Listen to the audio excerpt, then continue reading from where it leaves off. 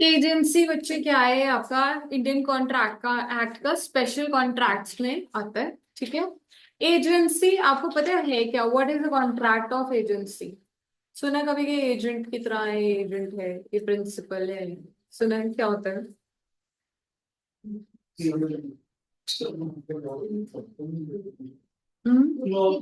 आपकी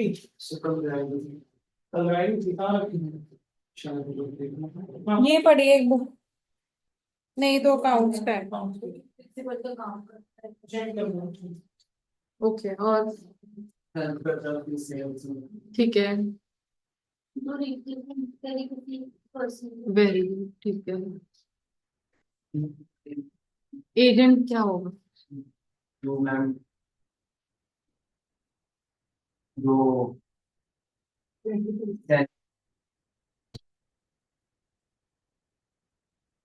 मैन्युफैक्चरर नहीं, mercantile agent नहीं, हम एजेंसी वाला एजेंट की बात कर रहे हैं।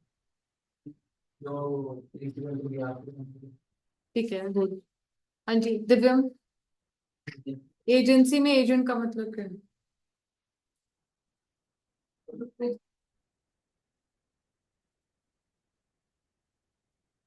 ठीक है, सही बोल रहे हो सारे।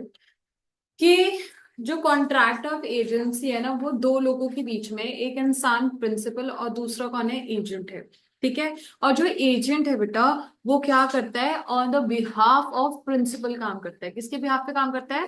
प्रिंसिपल के बिहाफ पे काम करता है। और जो भी वो कहता है, प्रिंसिपल जो कहता है, जो अथॉरिटी देता है किसको?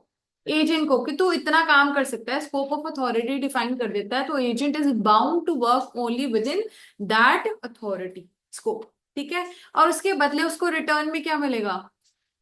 कमीशन मिलती है एज अ परसेंटेज। कोई भी रेम्युनरेशन होती है, बट जनरली परसेंटेज मिलती है कुछ। ठीक है। सो बच्चे, Indian contract act 1872 do not define the term agency. However, Section 182 of the Indian Contract Act defines agent and principal as: agent is a person who is employed to do any act for another or represent another in dealing with the third person. तो agent कौन है? ऐसा इंसान जो कि किसी और इंसान के साथ काम कर रहा है। और वो काम क्यों कर रहा है? क्योंकि उसको एक इंसान प्रिंसिपल ने कहा है कि तुम ये काम कर मेरे बिहाफ पे और मुझको रिप्रेजेंट करो। ठीक है।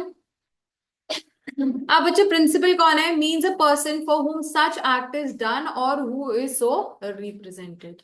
प्रिंसिपल कौन है? जिसके लिए ये इंसान एजेंट काम कर रहा है, या जिसका नाम लिया जा रहा है कि जिसके बिहाफ पे ये काम किया जा। ठीक है। रिप्रेजेंटेटिव, ठीक है, कौन है? प्रिंसिपल। रिप्रेजेंटर कौन है? एजेंट। ठीक है। Test of agency. अब कह रहे कैसे पता चलेगा कि दो लोगों के बीच में कॉन्ट्रैक्ट ऑफ एजेंसी जो है वो एग्जिस्ट कर रहा है? पहली बात तो, whether the person has a capacity to bind a person and make him answerable to the third person। पहली बात तो कह रहे एजेंसी कब होगी? जब एक इंसान एजेंट, ठीक है, जब एक इंसान एजेंट जो है किसी और इंसान की प्रिंसिपल को बाइंड कर रहा है। बाइंड मतलब लीगली लायबल कर रहा है बिकॉज ऑफ हिज एक्ट्स, जो भी उसने काम किया है towards a third party. Example है, ए ने सी को गुड्स बेचे, जो कि किसकी कंपनी में काम करता था? ए पी की, प्रिंसिपल की। ठीक है। तो बच्चे, उसने गुड्स क्यों बेचे? क्योंकि उसको प्रिंसिपल ने कहा था कि तू सेल कर। ठीक है। किसके बिहाफ पे सेल कर रहे हैं? प्रिंसिपल या पी के? यस। ठीक है। तो मुझे एक बात बताओ, क्या सारा सेल का पोर्शन एजेंट के पास जाएगा, कि उस सेल में से कुछ पार्ट एजेंट के पास जाएगा? कुछ पार्ट एजेंट के पास जाएगा, बाकी सब किसके पास जाएगा? प्रिंसिपल के पास। क्लियर है? तो whether he can establish privity of contract between the principal and third party। याद करो, privity of contract क्या था? stranger to contract cannot sue, याद है? But stranger to consideration can sue। तो बच्चे यहाँ पे क्या कह रहे हैं कि जो एजेंट है ना, एजेंट जो है वो एक तरह का स्ट्रेंजर नहीं है। वो क्या कर रहा है? वो कॉन्ट्रैक्ट की पार्टी है। वो कॉन्ट्रैक्ट की पार्टी है। और वो क्या करता है? लिंक क्रिएट करता है किसके बीच में? एक थर्ड पार्टी बायर और प्रिंसिपल के बीच में। और किसको लायबल कर रहा है? प्रिंसिपल को लायबल कर रहा है towards third party through his actions. Sure? तो इसको क्या कहेंगे कि प्रिविटी ऑफ कॉन्ट्रैक्ट बना रहे हैं किसके बीच में, प्रिंसिपल एंड थर्ड पार्टी के बीच में। If the answer to this question is affirmative, affirmative मतलब यस, कि he is making the principal that he is answerable to the principal and the principal is answerable to third party, and second क्या है that there is a privity of contract that principal is liable to third party because of his acts. if it is yes, अगर ये दोनों condition अनुज present होती हैं तो ये क्या है, it is a relationship of agency. ठीक है, the agency is a comprehensive word used to describe the relationship between one person and another, with the first mentioned person brings the second mentioned person into legal relation with other। कह रहे हैं यहाँ पे दो इंसान हैं, पहला इंसान एजेंट है और दूसरा इंसान क्या है, प्रिंसिपल है। और जो प्रिंसिपल है, जो एजेंट है, वो अपनी एक्ट्स के हिसाब से थर्ड पार्टी के साथ सेकेंड पार्टी मतलब प्रिंसिपल का एक लीगल रिलेशनशिप जो है इस्टेब्लिश कराता है थ्रू हिज एक्ट्स। ठीक है, the rule of agency is based on the maxim cui facet per allem facet per se, that is he who acts through an agent is acting himself। अब मुझे एक बात बताओ, जो एजेंट है वो किसके लिए काम कर रहा है, प्रिंसिपल के लिए। तो क्या हम ऐसा बोल सकते कि प्रिंसिपल ही कर रहा है काम?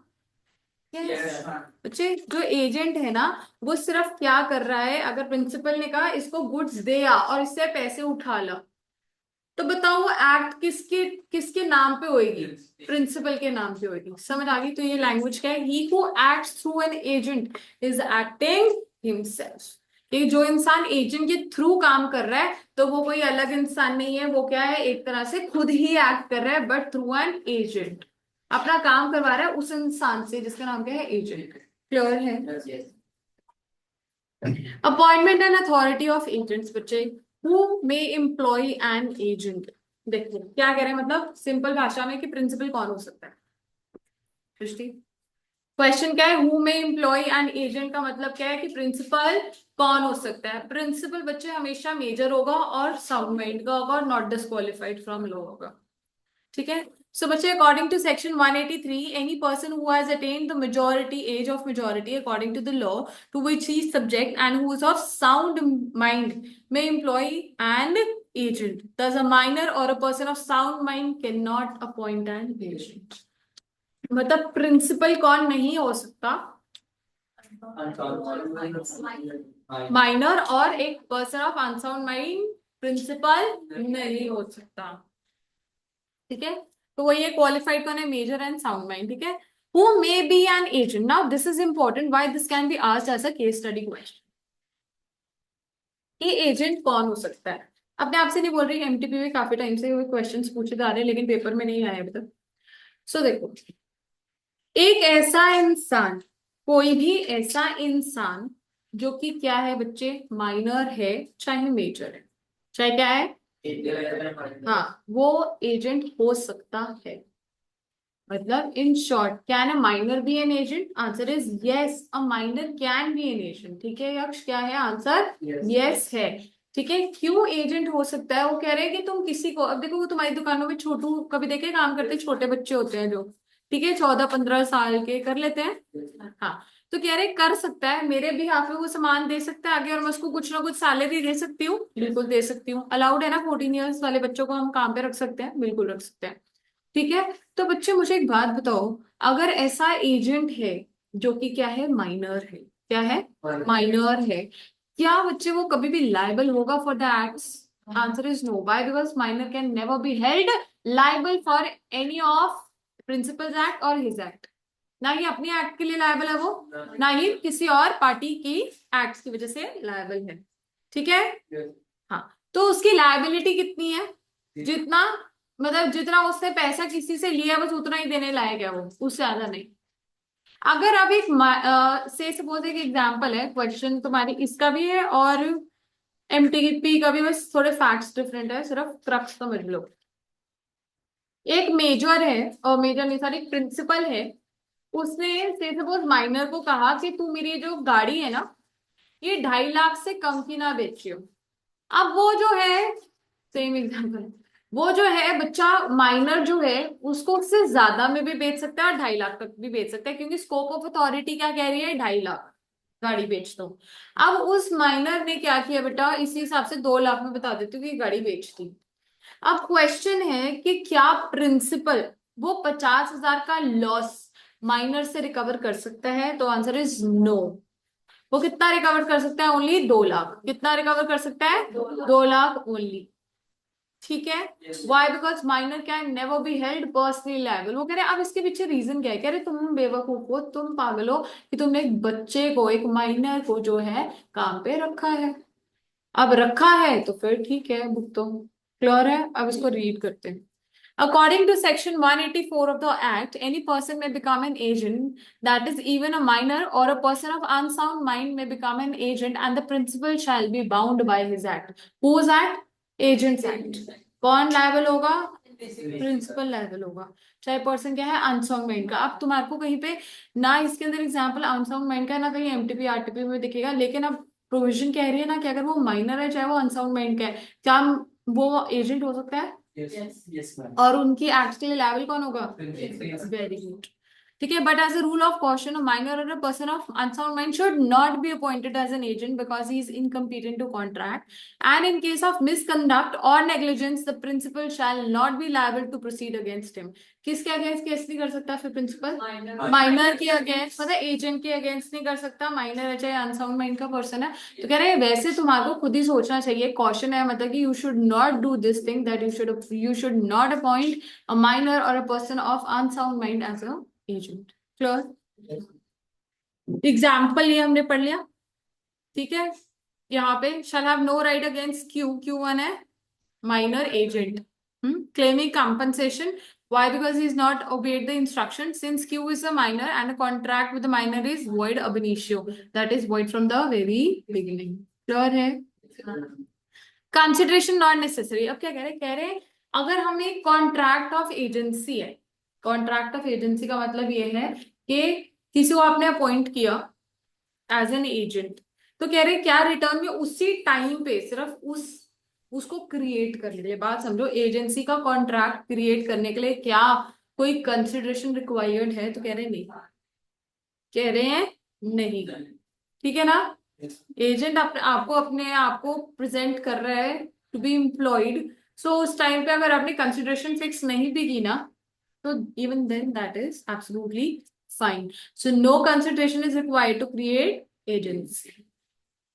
क्रिएशन ऑफ एजेंसी की बात कर रहे हैं उस टाइम पे जब कॉन्ट्रैक्ट बना रहे हैं ना कि तू मेरा एजेंट बन जियो, मैं तेरा प्रिंसिपल बनूंगा, उस टाइम की बात कर रहे हैं।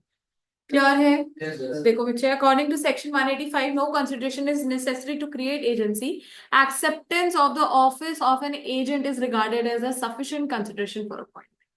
क्लियर है कि एजेंट जो है उस टाइम पे ये नहीं कह रहा कि मैं इतने गुड्स बेच रहा हूँ, कह रहा है अगर तुमने एजेंट को अपॉइंट कर लिया ना as an agent, that is sufficient consideration on the behalf of agent to be a part of agency. Clear है। क्रिएशन ऑफ एजेंसी बेटा, authority may be either expressed or implied. The relationship of principal and agent may be created in any of the following ways. पहली बात क्या है, express या implied। express क्या होगा, मुंह से बोला या लिख के दिया कि तू मेरा एजेंट बन जा, मैं तेरा प्रिंसिपल। ठीक है। या फिर क्या हुआ बेटा, इम्प्लाइड क्या हो जाएगा कि का मतलब हमने लिखा नहीं बोला नहीं, बस कंडक्ट से क्या हर बारी उसको मतलब कि वो उठा के ले आता है सामान और उसको हम रिटर्न में पैसे दे देते हैं। ठीक है, एग्जाम्पल देखेंगे बच्चे एक्सप्रेस का। A is residing in Delhi and he has a house in Kolkata. A authorises B under the power of attorney as a caretaker of his house. अब ए क्या है बच्चा, प्रिंसिपल है। बी कौन है, एजेंट है ना। तो ए ने क्या किया, बी के नाम पे पावर ऑफ अटॉर्नी लिख के दे दी, तो रिटर्न है express. Express agency is created by express agreement. ठीक है। If a customer of a bank wishes to transact his banking business through an agent, the bank will require written evidence of appointment of the agent and will normally ask to see the registered power of attorney appointing the agent. अब आपने देखा होगा कि बहुत बड़े businessman वाले जो लोग होते हैं वो अपने पीएम को या किसी और को भेज देते हैं पैसा डिपॉजिट या फिर कलेक्ट करने के लिए। यस, होता है। क्या वो खुद जा रहे हैं, नहीं। ठीक है, तो बैंक क्या कहते हैं, कह रहे हैं ठीक है अगर आपने ऐसा करना है ना तो मुझे एक एविडेंस दिखा दो कि ये तुम्हारा एजेंट है और ये तुम्हारे बिहाफ पे जो है पैसे कलेक्ट करने आएगा या सबमिट करने आएगा। क्लियर है? तो ये भी क्या है, क्योंकि रिटर्न में है तो एक्सप्रेस्ड है। Implied, देखो, an authority is said to be implied when it is inferred from the circumstances of the case, conduct of the parties, and things spoken or written or in the ordinary course of dealings. ठीक है, अब जैसे if a person realizes rent and gives it to the landlord, he impliedly acts for the landlord as an agent. अगर कोई इंसान, जैसे भी इसी का एग्जांपल है, ले, ये देखो, से सपोज ये क्या कह रहे हैं, एक इंसान है, ठीक है, वो क्या करता है ना, उसने मे बी एक लैंडलॉर्ड है, उसकी बहुत सारे से सपोज पीजी है, और उसमें जैसे तुम्हारे एक एक से रेंट लेते होंगे आके। अब कह लो कि कोई अलग से इंसान नहीं आया, कोई बहुत पुराना, जो सबसे पुराना इंसान है ना, वो तुम सबसे रेंट इकट्ठा करके अपने लैंडलॉर्ड को दे देते हो। कोई लिखा नहीं हुआ, ये कहीं पे कॉन्ट्रैक्ट नहीं है कि वो तुम सबसे पैसे इकट्ठे करके उसको देगा, बट क्योंकि वो हर बारी ऐसे करता है, तुमसे पैसे कलेक्ट करके आगे लैंडलॉर्ड को दे देता है, तो he is acting as an agent. ठीक है। Yes. A owns a shop in Salimpur, living himself in Kolkata and visiting the shop occasionally. The shop is managed by B and he is in the habit of ordering goods from C in the name of A for the purpose of the shop and paying for them out of the A's funds with A's acknowledgement. अब देखो क्या हुआ ना, A जो है उसकी दुकान है, ठीक है, और A रहता कहाँ है बच्चा, कोलकाता में रहता है, और उसकी जो दुकान है वो सलीमपुर में कोई है जगह, वहां पे रहता है। ठीक है, दुकान का है सलीमपुर में, और वो खुद कहाँ रहता है, कोलकाता में। तो उसने क्या किया, बी को जो है मैनेज करने के लिए दुकान दे रखी है। ठीक है, और जो बी है वो उधार पे नहीं तो क्या करेगा, ए के पैसों में से, गल्ले में से पैसे निकालता है और ऑर्डर कर लेता है सी से गुड्स, किसके नाम पे, कि मैं ए के लिए गुड्स खरीद के जा रहा हूँ, और ए को पता है कि वो मेरे नाम पे ही गुड्स खरीद रहा है और फंड्स भी मेरे से ही दे रहा है। तो कह रहे इस केस में चाहे को एजेंसी का कॉन्ट्रैक्ट अलग से नहीं हुआ है, फिर भी ये क्या है, एक इम्प्लाइड अथॉरिटी है ए से बी को कि तू गुड्स मेरे नाम पे ले सकता है, और सी को कि तू उससे गुड्स देगा। ठीक है, so B has an implied authority from A to order goods to C in the name of A for the purpose of show. ठीक है, implied agency includes agency by estoppel, ये तो तुम सबको आता है, ये तुम बताओगे मुझे एजेंसी बाय एस्टोपल क्या है। फोन किसका बज रहा है, सोचा क्यों? हम्म, रख दो साइड, बताओ बेटा। जो मतलब किसी और पर्सन को, मतलब वो है एजेंट लेकिन रिप्रेजेंट कर रहा है हमको एजेंट। ठीक है, बिल्कुल, उसका एजेंट है। जैसे आप कह रहे हो तीन इंसान है, ए बी और सी, ठीक है, सी जो है ऊपर से आया से सपोज गुड्स खरीदने, और बी जो है जबकि एक्चुअल में एजेंट नहीं है, पर ऐसा कहता है कि मैं इसका एजेंट हूँ और मैं गुड्स दे रहा हूँ, समझा रहा हूँ, ये कर रहा हूँ। और जो ए है या फिर ए जो है ये बोलता है ये मेरा एजेंट है, बल्कि एक्चुअल में नहीं है, तो सी के सामने बी जो है वो क्या है, एजेंट बाय इस्टोपल है। ठीक है, so will he B liable for his acts? Answer is yes. So, बच्चे, where the principal by his conduct or statement willfully induces another person to believe that a certain person is his agent, he is subsequently prevented or stopped from denying the fact of agency. Clear है ये? Yes. According to Section 237 of the Contract Act, an agency by estoppel may be created by following essentials. Number one is principal must have made a representation. Principal ने दिखाया होना चाहिए ना दूसरे इंसान को कि ये क्या है, मेरा एजेंट है। ठीक है, रिप्रेजेंटेशन चाहे एक्सप्रेस्ड हो चाहे इम्प्लाइड हो, लिख के दे दिया या फिर ऐसे बस दिखा दे या यार, तो उसने सोचा कि ठीक है ये इम्प्लाइड है ना, कंडक्ट ऑफ पार्टी से। Representation must state that the agent has an authority to do certain act, although he has no such authority. क्योंकि अगर अथॉरिटी होती तो एजेंट था ही वो, एजेंसी अथॉरिटी नहीं है, फिर भी क्या है, उसको उस टाइम पे अथॉरिटी दे दी गई है।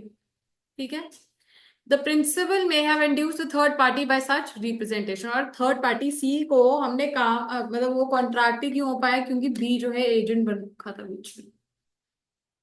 ठीक है, and third person may have believe that the representation and made the contract on behalf of such representation, and नहीं होगा, that the third party must have believe that the representation was made and made the contract. हाँ, मतलब कि जो third person जो सी है उसने contract में एंटर ही क्यों किया, क्योंकि बी जो है एक एजेंट था।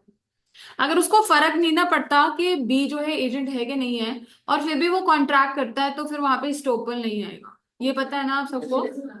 एग्जाम्पल है, A consigns goods to B for sale and gives him instructions not to sell below a fixed price. ठीक है। C, being ignorant of B's instructions, enter into a contract with B to buy the goods at a price lower than the reserve price. अब क्या हुआ सुनो।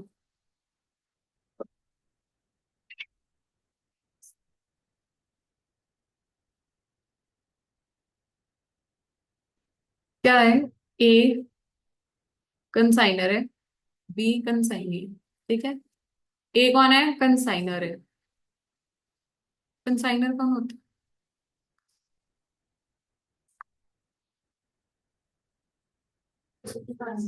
रख के आगे बेचता है, पर क्या वो प्रिंसिपल के लिए काम करता है? नहीं, उसकी अपनी दुकान है, अपना काम है, अपने नाम पे बेचता है। ये फर्क होता है कंसाइनमेंट में और एजेंसी में। एजेंट, हाँ, वो एजेंट। अपने नाम पे करता है ना बेटा, अपनी दुकान होगी उसकी, प्रिंसिपल की दुकान में तो नहीं बैठेगा। समझ गए सृष्टि? समझे? ए ने क्या किया, बी को कुछ गुड्स कंसाइन किया और बोला कि इसको इस फिक्स प्राइस से कम मत लेना। अब सी जो है, ठीक है, उसको नहीं पता था कि इसने इसको इतना बोला कि 100 रुपए से कम में गुड्स नहीं बेचने। सी को नहीं पता था। सी ने क्या करा, बी के साथ कॉन्ट्रैक्ट एंटर कर लिया कि वो कितने के गुड्स खरीद लेगा, 97 रुपीज के हिसाब से खरीद लेगा। ठीक है, below the reserve price. A is bound by the contract. A can not plead that he had given instructions to be to not sell the goods below certain price. अब क्या हुआ ना बेटा, ए जो है, पैसे तो किसके पास जाते हैं? ए के पास जाते हैं। कंसाइनमेंट भी क्या है, एक तरह का परसेंटेज वाला ही प्रॉफिट है। ठीक है। तो अब क्या होगा, उसने कहा था 100 से मत नीचे बेचना, बच्चे उसने कितने के लिए बेचने, 97। तो मुझे एक बात बताओ, क्या ए सी को बोल सकते हैं कि मैं तेरे को गुड्स नहीं बेचूंगा? मैं कहा, यार मुझे क्या लेने देना, तुम दोनों के बीच में कॉन्ट्रैक्ट है, मेरा तो इतना सा हो गया था, मैं तो इससे ज्यादा पैसे नहीं दूंगा। ठीक है। तो उसके बाद an agency by estoppel is consequently deemed between A and B. Sure है?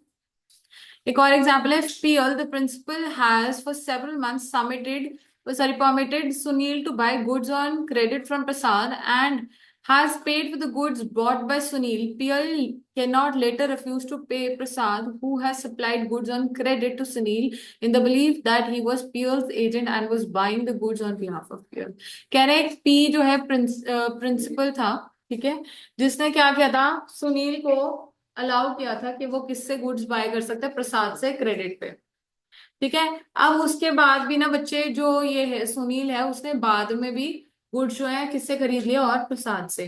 क्या बाद में पीएल बोल सकता है प्रसाद को कि नहीं तूने इसको गुड्स क्यों बेचे? क्योंकि वो तो केस उसमें था, किस बात में था कि सुनील जो है वो पीएल के बिहाफ पे आके गुड्स खरीदता है मेरे से क्रेडिट पे, तो पैसे तो कौन देगा, पीएल देगा। ठीक है। Pial is stopped from now asserting that Sunil is not his agent because on earlier occasions he permitted Prasad to believe that Sunil was his agent. ठीक है। ओके साथ। Yes. Agency bye necessity.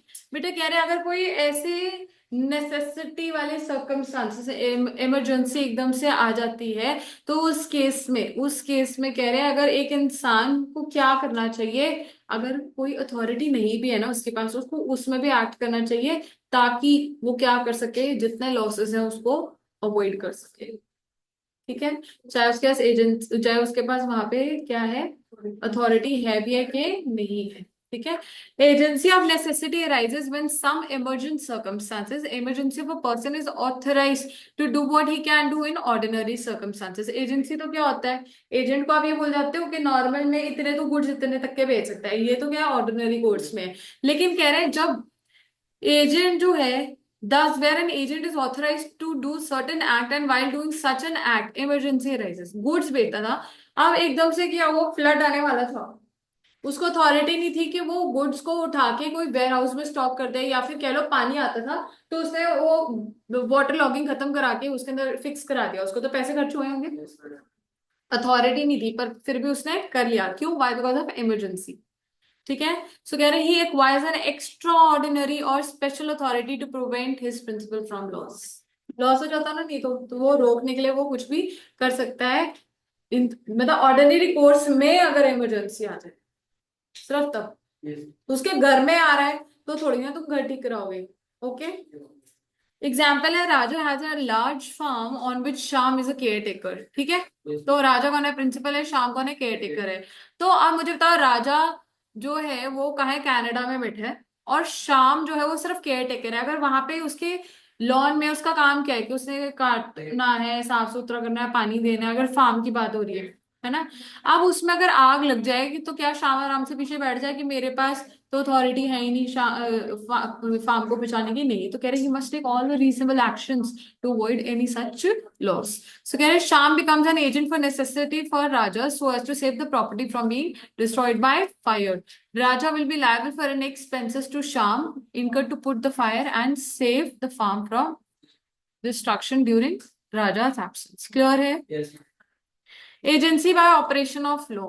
बच्चे कभी कभार कह रहे हैं कि जो लॉ है वो ट्रीट कर देता है एक इंसान को प्रिंसिपल और एजेंट की तरह, जबकि एक्चुअल में कोई रिलेशनशिप उन दोनों के बीच में एक्चुअल एग्जिस्ट नहीं कर रहा। तो कह रहे हैं law treats one person as agent of another, for example partner in the agent of firm for the purpose of business of the firm. तो याद है म्यूचुअल एजेंसी की बात करें, क्या वो कहते हैं हम आपका एजेंट है, कोई पार्टनर किसी और को कहता है क्या? लॉ प्रिज्यूम करके चल रहे हैं ना, that every partner is each other's agent and also the agent of the firm, ठीक है। Yes. Rights of a person to act done for him without his authority effect of ratification. अब कह रहे कोई भी इंसान, एक सेकंड, देखो एक सेकंड देना, मैं वॉशरूम जाके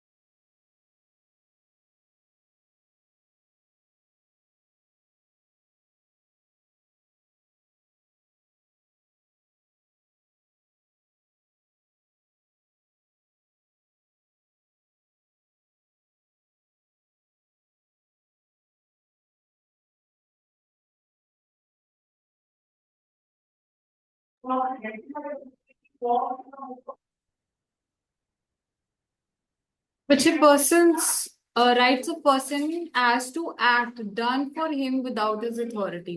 अब कह रहे से सपोज एक प्रिंसिपल है, ठीक है, एक प्रिंसिपल है, उसने तुम्हें ऑथराइज नहीं किया अपने काम करने के लिए, ठीक है, प्रिंसिपल ने एजेंट को ऑथराइज नहीं किया था काम करने के लिए, और फिर भी एजेंट ने क्या किया, वो कोई काम कर दिया, तो कह रहे हैं प्रिंसिपल के हाथ में है ना कि उसने उस चीज के लिए लायबल होने के नहीं होना। देखो, एजेंट जो है उसको हम क्यों अपॉइंट करते हैं, उसको स्कोप ऑफ अथॉरिटी बोलते हैं कि इतना ही काम करेगा तो उसके बाहर नहीं करेगा, ठीक है। अगर उसने उसके बाहर काम कर लिया तो कह रहे फिर प्रिंसिपल की मर्जी है कि वो एक्सेप्ट करे या ना करे। तो effect of ratification, so can a principal ratify such an act, तो आंसर इज यस, कर सकता है अगर वो चाहे, नहीं करना चाहते तो ना करे, मर्जी है उसकी, ठीक है। तो देखो, where acts are done by one person on behalf of the other but without his knowledge or authority, ठीक है ना, ना मेरी नॉलेज में था ना ही मैंने ऑथराइज किया था किसी एक्ट के लिए, और प्रिंसिपल एजेंट ने मेरे लिए वो काम कोई कर दिया, ही में इलेक्ट टू रैटिफाई और टू डिसोन सच एक्ट। तो प्रिंसिपल क्या कर सकता है, या तो रैटिफाई कर सकता है, मैं ओके कर सकता है एक्ट को, या फिर डिसोन करेगा कि मैं नहीं इस चीज को एक्सेप्ट कर रहा हूँ, ठीक है। If he ratifies them the same effect will follow as if they have been performed by his authority. तो कह रहे हैं कि अगर उसने रैटिफाई कर दिया तो फिर ये किस तरह का हो जाएगा, इसका मतलब कि जैसे कि उसने अब उसकी अथॉरिटी में ही काम किया हुआ था पहले, ठीक है। उसके बाद in simple word ratification means approving a previous act और अ ट्रांजैक्शन, है ना, जो काम पहले हो चुका है उसको बाद में अप्रूवल देना इज नोन एज रैटिफिकेशन, ठीक है। फिर उसके रैटिफिकेशन में भी एक्सप्रेस और implied by the conduct of the person on whose behalf such an act was done. अब ये एक्सप्रेस भी हो सकती है, इम्प्लाइड भी हो सकती है। एक्सप्रेस कैसे हो सकती है कि प्रिंसिपल ने हाँ कर दी कि ठीक है जो तूने किया मैं एक्सेप्ट कर रहा हूँ, या फिर इम्प्लाइड केस हो सकती है थर्ड पार्टी को डायरेक्टली पैसे दे दिए, या फिर जो गुड्स एजेंट ने बिना अथॉरिटी के खरीदे थे उसको आगे बेच दिया, तो वो क्या इम्प्लाइड है। Example, x who is Y's agent has on 10th of January 22 purchased goods from Z on credit without Y's permission। क्या हुआ, X एक एजेंट है, उसने क्या किया, Y के बिहाफ पे गुड्स क्रेडिट पे किससे खरीद लिया, Z से, ठीक है। अब क्या कह रहे हैं कि यहाँ पे आफ्टर परचेज 20th को Y ने, जो प्रिंसिपल है, उसने X को बोला कि मैं तेरी ये जो एक्ट है उसको एक्सेप्ट कर रहा हूँ, ठीक है, जितनी भी तूने परचेजेस किया उसको मैं एक्सेप्ट कर रहा हूँ और पे कर दूंगा, ठीक है, चाहे अथॉरिटी किसके पास नहीं थी, एजेंट के पास उस टाइम पे नहीं थी, ठीक है। Y subsequent statement on this amount to what, ratification, and he will now have to pay price to Z. बहुत ज्यादा तुम लोगों को नींद आ रही है, क्या हो रहा है, नींद आ रही है बहुत ज्यादा। दिव्यम, अनुज, लग रहे हो, साथ को आ जाए, घर जाना चाहते हो। एसेंशियल्स ऑफ वैलिड रैटिफिकेशन, अब कह रहे हैं रैटिफिकेशन वैलिड कब होगी, उसके अंदर ये सारी चीजें होनी चाहिए, ठीक है। एक सेकंड मैं देख लेती हूँ कि कितने हैं आज कराती हूँ, तुम चल जाना, फिर हम इकोनॉमिक्स कर लेंगे आगे, ठीक है। सब एजेंट से पहले पहले करा देती हूँ, ठीक है। उसके बाद तो कोई खास चैप्टर रह नहीं जाएगा, सब एजेंट सब्स्टिट्यूटेड एजेंट है, डिफरेंस है दोनों के बीच में, ड्यूटीज एंड ऑब्लिगेशंस है बेसिकली, बस यही है, फिर ड्यूटीज एंड ऑब्लिगेशन ही है इनमें, राइट्स कोई, राइट्स ड्यूटीज ऑब्लिगेशन, पता नहीं शायद क्लास भी होगी, सर कह रहे थे, नहीं पर वो मना कर रहे हैं मैम, बिन्नी मैम को कहा था कि आप ले सकते हो क्लास। देखते हैं अगर मेरा ये से सपोज, वैसे कल तक तो ये खत्म होगा नहीं तो मैं ले लूंगी क्लास, एक मिनट संडे को, मैं बता दूँ टेस्ट का बुक संडे को ही होगा। इकोनॉमिक्स का है ना तुम्हारा, और लोग तो वैसे ही क्लास टेस्ट टाइप है।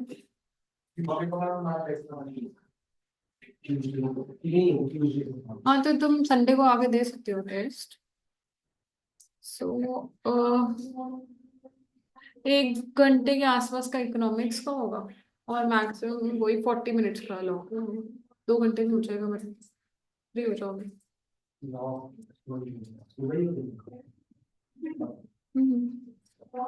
Essentials of a valid ratification बेटा, ratification में भी expressed और implied। ratification आपको पता है, वही बात बता दी कि या तो express होगी, बोल दिया कि ठीक है तेरी मैंने एक्ट एक्सेप्ट कर लिया, या फिर implied के डायरेक्टली पैसे दे दिए, या फिर प्लेज कर दिया, रीसेल कर दिए गुड्स, ये यूज कर लिया। सो अब क्या है, एग्जाम्पल है A without authority buys goods for B, afterwards B sells them to C on his account, तो ये क्या है, एक implied ratification है। A without B's authority lends money to C. Afterwards, B accepts interest on money from C. ये भी क्या है, implied authority, implied acceptance है, ratification है। Knowledge requisite for valid ratification. No valid ratification can be made by a person whose knowledge of the facts of the case are materially defective. Say suppose जो agent है उसने कोई चीजें material क्या होती है, इंपॉर्टेंट, ऑफ ग्रेट सिग्निफिकेंस छुपा दी है, ठीक है, या झूठ बोलती है। सो बच्चे आपको क्या लगता है, प्रिंसिपल जो है उसे तो किसी और पॉइंट से आधी बात समझ के रेटिफाई की होगी बात, यस और नो, ठीक है। और एजेंट ने तो झूठ बोला, बाद में अगर पता चलेगा कि एजेंट ने तो झूठ बोल के आधी बातें छुपा के मुझसे एक्सेप्ट करा लिया, तो क्या प्रिंसिपल बाद में कैंसिल कर सकता है? Yes. यार आपको आधी बात बता दी मंजीत, ठीक है। अब वो आधी बात बताई आपने, तो आधी बात से एक्सेप्ट कर लिया, जो इंपॉर्टेंट बात थी वो छुपा ली, तो कह रहे क्या वो इंपॉर्टेंट बात की वजह से क्या रैटिफिकेशन ओके, क्या आप वैलिड वॉइड कर सकते हो उसको? हाँ, रैटिफिकेशन खत्म कर सकते हो, बिल्कुल कर सकते हो। एग्जाम्पल से ज्यादा समझ आएगा। A had an authority from P to buy certain goods at the market rate, ठीक है, ए के पास अथॉरिटी थी, पी कौन है, प्रिंसिपल है, कि वो गुड्स जो है मार्केट रेट पे खरीद सकता है, बट उसने क्या करा, हायर रेट पे खरीद लिया।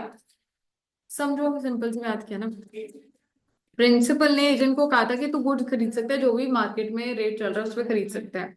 ए ने क्या किया, एजेंट ने जान के हायर प्राइस पे खरीद लिया, प्रिंसिपल को पागल बनाने के लिए, मतलब चोरी करने के लिए। एक बार के तो प्रिंसिपल ने एक्सेप्ट कर लिया, बट बाद में उसको पता चला कि तो मार्केट प्राइस से ज्यादा है, तो क्या वो फिर भी लायबल होगा for his acts, for his application? No. So बच्चे afterwards P come to know that the goods purchase by A for P belong to A himself, उसके खुद के गुड्स थे, चोरी पे, या फिर देखो क्या था, ये याद है, पार्टनरशिप वाला कुछ एग्जाम्पल याद आ रहा है, शुगर के उसके खुद के पास थी। फिर से समझा देती हूँ, मेरे खुद के पास कोई गुड्स पहले रेट के पड़े हैं, ठीक है, तो क्या मेरी रिस्पॉन्सिबिलिटी बनती है कि मैं उसी रेट पे तुम लोगों को बेचूं? ज्यादा पे रेट पे तो नहीं बेच सकती, अगर बेच भी रही हूँ तो भी बताऊंगी कि मेरे गुड्स और मैंने मार्केट रेट ही आपको लगाया है, तो कह रहे तब चलेगा। लेकिन आपने बोला कि मैं मार्केट से खरीद के लाया हूँ, लेकिन आपके खुद के गुड्स थे जो कि कम रेट पे आपने खरीदे हुए थे, प्रॉफिट कमाने के लिए आपने उसको हाई रेट पे बेच दिया, तो बाद में अगर प्रिंसिपल को पता चलेगा, क्या वो कैंसिल कर सकते हैं कॉन्ट्रैक्ट? कह रहे हैं हाँ कर सकता है। तो रैटिफिकेशन इज नॉट बाइंडिंग, मतलब अगर प्रिंसिपल बाद में हटना भी चाहे तो वो हट सकता है। क्लियर है? Yes, ma'am. The whole transaction must be ratified, कह रहे हैं ratification of an act is entirely और रिजेक्शन इन इंटायरिटी होती है, मतलब ये नहीं कि कुछ पार्ट में को मैं एक्सेप्ट कर रही हूँ और कुछ छोड़ रही हूँ, कह रहे नहीं, या तो पूरा एक्सेप्ट करो या पूरा रिजेक्ट करो। The principal can not ratify a part of the transaction which is beneficial to him and reject the rest, ऐसा नहीं होगा, या तो पूरा एक्सेप्ट या पूरा रिजेक्ट। क्लियर है? Yes, yes, sir. Ratification can not injure a third party. अब एग्जाम्पल समझोगे यहाँ पे थोड़ा सा। ए जो है बेटा, ए जो है उसको अथॉरिटी नहीं थी, ठीक है, किससे, बी से, वॉज नॉट बींग ऑथराइज देटो by B, demands on behalf of B the delivery of chattel the property of B from C, ठीक है, क्या कह रहे हैं समझो, ये ना किसकी प्रॉपर्टी है बेटा, बी की प्रॉपर्टी है, ठीक है, किसकी प्रॉपर्टी है, बी की प्रॉपर्टी है, वो किसने, ए ने सी से डिमांड कर ली और बोला तुम लिख लो यहां से, ठीक है, सी क्या पोजेशन में था, मतलब वो रहता था उस प्रॉपर्टी में, ए ने, उसको कोई अथॉरिटी थी नहीं, उसने बी की अथॉरिटी के बगैर सी को निकाल दिया, ठीक है। बाद में बच्चे this demand can not be ratified by B also, B बाद में रैटिफाई नहीं कर सकता, क्यों? क्योंकि थर्ड पार्टी को क्या कर रही है, इंजर कर रही है। हाँ जी, किसको समझ ही नहीं आया है, नींद में जो है, क्या समझ आया है? किसी तीसरे इंसान का, जिसमें, अब मेरी बात सुनो, ये सिंपल सी बात है, कह रहे ए जो है एजेंट था, लेकिन उसको अथॉरिटी नहीं थी कि वो बी की प्रॉपर्टी में जो टेनेंट रहता है उसको निकाल सके। अब बी ने बी ने ए ने सी को निकालने की कोशिश की उस प्रॉपर्टी से। तो कह रहे हैं कि बाद में पी या जो भी बी है जो प्रिंसिपल है, क्या वो एजेंट की इसको एक्ट को रैटिफाई कर सकता है क्या? नहीं कर सकता। क्यों? It is injuring some other third party. हाँ, अगर प्रिंसिपल ने अपॉइंट किया था एजेंट को कि वो खाली कराए तब कर सकता है, पर उसको अपॉइंट नहीं किया था इस रीजन के लिए, पर उसने काम कर दिया ऐसा, तो क्या एक्सेप्ट कर सकते? कह रहे हैं नहीं। अब ठीक है साथ। तो बेटा, A holds a lease from B terminable on 3 months notice. ठीक है, ए के पास जगह थी, ठीक है, बी की, जो कि 3 महीने बाद खत्म, अगर आप नोटिस दोगे तो 3 महीने के बाद वो खाली करेगा जगह। ठीक है। सी एन अनऑथराइज्ड पर्सन, उसको अथॉरिटी नहीं थी, gives notice of termination to A, उसने लीज, जो लीज पे रह रहा था उसको नोटिस देती है कि निकल। ठीक है। The notice can not be ratified by B so as to binding on A. तो अगर ए नहीं करना चाहता तो क्या यहाँ पे बी रेटिफाई कर सकता है उसको? नहीं। ठीक है। Ratification within reasonable time period, बच्चे जो रैटिफिकेशन है वो भी रीजनेबल टाइम पीरियड के अंदर होनी चाहिए, और कम्युनिकेट भी होनी चाहिए दूसरी पार्टी को कि मैं रैटिफाई कर रहा हूँ। Act to be ratified must be valid. अगर वो वॉइड है, इलीगल है, फॉर्ज सिग्नेचर्स है, प्रॉपर्टीज चोरी की है, कोर्जन है, कुछ भी है, क्रिमिनल ऑफेंस है या लॉ परमिट नहीं करता, क्या उसको रैटिफाई कर सकते हो? Extent of agents authority, agents authority normal circumstances, बेटा क्या करेगा? जो उसको लॉफुली अलाउड है टू डू, मतलब कि अथॉरिटी के अंदर काम कर सकता है वो करेगा। ठीक है। An agent having an authority do so has authority do every lawful thing which is necessary in order to do such. ठीक है।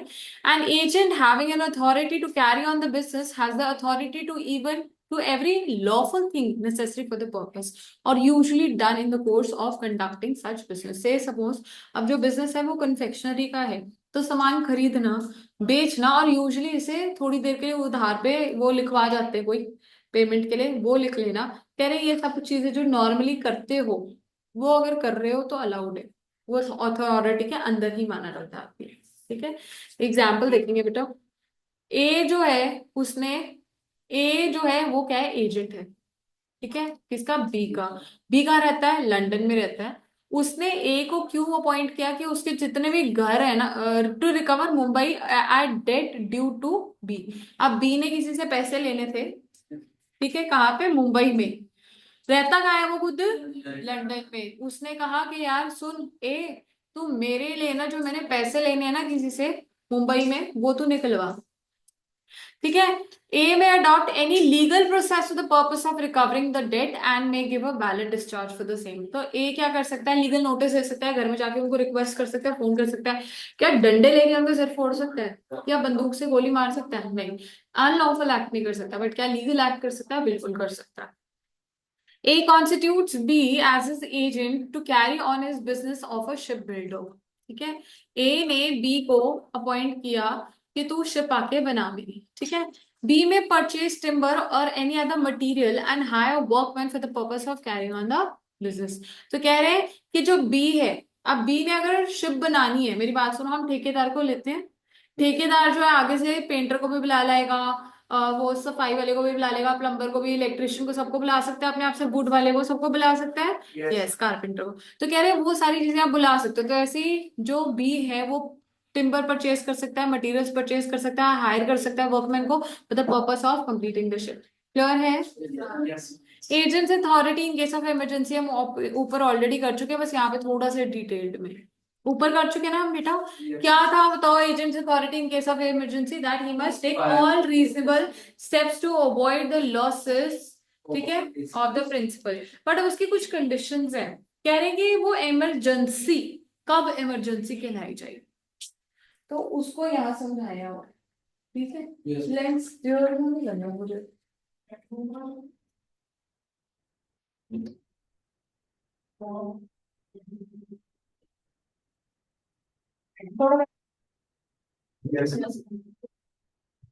बेटा An agent has authority in emergency to do all such acts for the purpose of protecting his principal from loss as would be done by a person of ordinary prudence in his own case under such circumstances. अगर मेरे खुद के goods होते तो जो मैं steps लेती reasonable to avoid the loss, वो एक एजेंट को in case of emergency principal के लिए लेना चाहिए। क्लियर है? आप कह रहे एजेंसी इमरजेंसी है क्या, तो बेटा ये लिख लो कैन ब्रिंग करके, CNBRG। ठीक है, तो मैंने इसको कैन ब्रिंग करके कर दिया है। आई मतलब जो स्मॉल लेटर्स हैं वो उसका कुछ है नहीं फुल फॉर्म, ठीक है, जो कैपिटल है उनके, तो उस हिसाब से लिखना can bring, CNBRG, can bring. ठीक है, लिख लिया बेटा? बताओ अब। देखो क्या है, एजेंट है, he should not be in a position और have any opportunity to communicate with his principal within time available. तो सी क्या है? C stands for communication. कह रहे इतना टाइम वेला नहीं होना चाहिए कि एजेंट जो है प्रिंसिपल को कॉल करके बोले हाँ भाई तेरे वहां पे आग लगी हुई, तो तुम अथॉरिटी ले रहे हो ना। ठीक है, तो कह रहे इतना टाइम पीरियड नहीं हो रहा, आग लग रही है, फटाफट पानी बुझाने की कोशिश की और फायर ब्रिगेड को बुलाया। ठीक है, वो होना चाहिए, उसको इमरजेंसी कहेंगे। दूसरा बेटा कि नेसेसिटी होनी चाहिए वो। ठीक है, तो देखो there should have been actual और definite commercial necessity for the agent to act promptly. Promptly मतलब एकदम से, एकदम से एक्ट करने के लिए वहां पे उस टाइम पे नेसेसिटी होनी चाहिए, जरूरत होनी चाहिए। अगर कोई काम आराम से भी हो सकता है, घंटे बाद, 2 घंटे बाद, 5, 10, 15, 20 मिनट बाद भी, तब भी वो नेसेसिटी नहीं है, वो इमरजेंसी नहीं है। उसी टाइम पे प्रॉम्प्टली एक्ट करने की नेसेसिटी होनी चाहिए। क्लियर है? फिर बेटा बोनाफाइड इंटरेस्ट में होना चाहिए और and the for the benefit of the principal. ये नहीं कि अपना खुद का फायदा के लिए, किसके फायदे के लिए? प्रिंसिपल के फायदे के लिए। So the agent should have acted bona fide and for the benefit of the principal. चल रहा है, चलते रहने को नहीं, आराम से पूरा फायदा लूंगा, कह रहे नहीं, बोनाफाइड होना चाहिए और प्रिंसिपल के बेनिफिट में होना चाहिए कि कम से कम उसको लॉस हो। फिर बच्चे रीजनेबल, आर से मतलब reasonable. The agent should have adopted the most reasonable and practical course under the circumstances. तो मोस्ट रीजनेबल, अगर से सपोज कहीं आग लग रही है तो क्या होगा कि पानी, हाँ मिट्टी पानी या जो भी हो, या फिर फायर ब्रिगेड को बुलाना। ठीक है, तो उसको क्या करना चाहिए? हर रीजनेबल स्टेप लेना चाहिए और प्रैक्टिकल कोर्सेज को अडॉप्ट करना चाहिए। ठीक है, कि ये नहीं कि वो फायर एक्सटिंग्विशर लगा हुआ है, वो यूज ही नहीं कर रहा, कोई नहीं फायर ब्रिगेड आएगी, या पानी भी नहीं तब कर रहा। समझ रहे हो? Yes, ma'am. पर जी से मतलब गुड्स। ठीक है, the agent must have been in possession of the goods belonging to his principal and which are the subject of the contract. ठीक है, तुम इमरजेंसी किसके लिए करोगे? लैंड, वो गुड है, सामान वो गुड है, कोई भी चीज है ना, तो वो गुड तुम्हारे पोजेशन में होगा तभी तो तुम इमरजेंसी सिचुएशन में एक्ट करोगे। Yes, ma'am. नहीं तो कह रहे कोई मतलब नहीं बनता। तो कैन ब्रिंग समझ आया? C stands for communication, N stands for necessity, B stands for bona fide interest, N sorry R means reasonable, and G stands for goods. Clear है बेटा? possession of goods. Example है an agent who has authority for sale of goods may repair if it is necessary। है ना, goods मेरे पास पड़े हैं, अगर उनको ब्रेक डाउन हो गया तो उसको ठीक करा सकते हैं, बिल्कुल करा सकते हैं। ठीक है, A consigns perishable goods to B at Srinagar with directions to send them immediately to C at Kathmandu। ठीक है, अब पेरिशेबल गुड्स है जो कि खराब हो जाते हैं, तो C ने क्या किया? C ने गुड्स कंसाइन किसको किया है? B को, श्रीनगर में, कि वो कहाँ बेच सके? तमंडू, तमंडू करके कुछ होगा वहां पे बेचने के लिए। ठीक है, सो कह रहे B may sell the goods if they begin to perish before they reach the destination. अगर खराब हो रहे तो उसी टाइम बेच।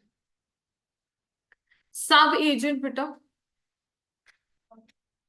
करा दो, सब एजेंट के छोड़ दो अभी, बाकी भी बोलो। फिर इकोनॉमिक्स में मेरे को करानी थी 1 घंटा, लेकिन इकोनॉमिक्स में भी रहती है ना। बाकी तुम बताओ सृष्टि, आपने इकोनॉमिक्स से भी करनी है ना? आप बताओ बेटा, लॉ करने भी, और यक्ष आपने इको कर लिया? ठीक है, अभी इको लॉ और करनी है, मैं इको करा दूँ? बताओ जो